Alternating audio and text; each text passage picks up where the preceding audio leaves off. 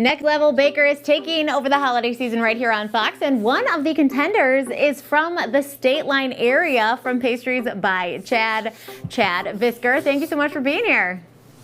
Thanks for having me. We met a few years ago. You were on GDS. Now you're competing on Next Level Baker as one of the professional bakers. You got to tell us how you ended up on the show.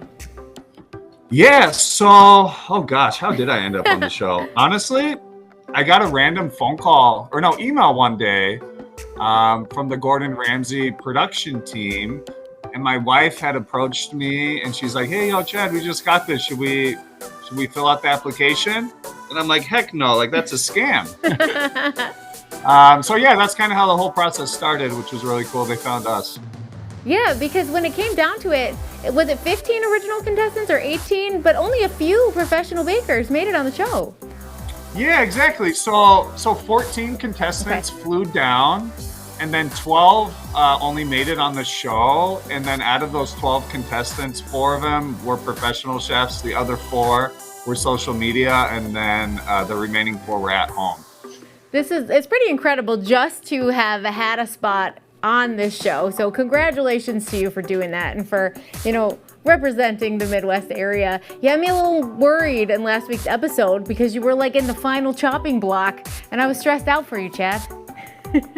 Yes. Tell me about it. I had a little PTSD, I was getting nervous just watching it. I thought I was right back in there. So tell me a little bit about, what it was like baking there. I want, like, when you first got into that spot where you guys were in the middle ovens. Is that where you started? Yeah. So we started in the middle level, which I was excited about just because I've worked in so many commercial kitchens, and the middle kitchen was designed after a commercial kitchen. So I felt pretty at home in there. I would say it was a little bit more fancy than your standard commercial kitchen, so I did kind of have to do some exploring and get acclimated. But yeah, I mean, aside from like the nerves of being around, those high level judges and the fact that I was on TV doing it, aside from that, I was ready. I was like a caged bull. I was ready to go. What was your favorite part of being on the show? My favorite part of being on the show probably would be all the connections that I built, getting to know, all the other contestants, all of the mentors and judges, I think was the coolest part of the whole experience. So I have to know, because we talked to Carla and Candace last week, so I was asking them about eating everybody's food. Did you get to eat other people's desserts? Like, was there any downtime for you guys to try stuff, or were you just on to the next thing? Yeah, so unfortunately, we didn't get to try other contestants' stuff, which is funny because that was a big talking point for all the other contestants. Like, oh no, I wish we could try your stuff, yada, yada, yada. But so what we did is we have a big group chat now that we're all home. So we talk every day, and then we send each other stuff. So I've tried other people's, their baked goods through the mail. So they shipped it to me. So it's really cool. I love that. That's so much fun. And it's nice to know that you guys, all had a great time, and it was a team building kind of thing versus being like a cutthroat competition. I know you can't spoil the end for us or anything like that, but what were you most excited for your friends and family to be able to see as now this is on the air for us? Yeah, I was really proud of myself. I was very raw, and I was myself.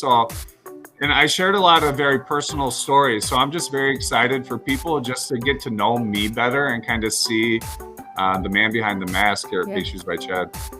Carla and Candace said that you guys kind of just wrapped this pretty recently. So it wasn't like you had to shoot it in the summer and get Christmas vibes, all through your veins. Does this make you more excited for the next few weeks of holiday baking, or are you kind of over it already?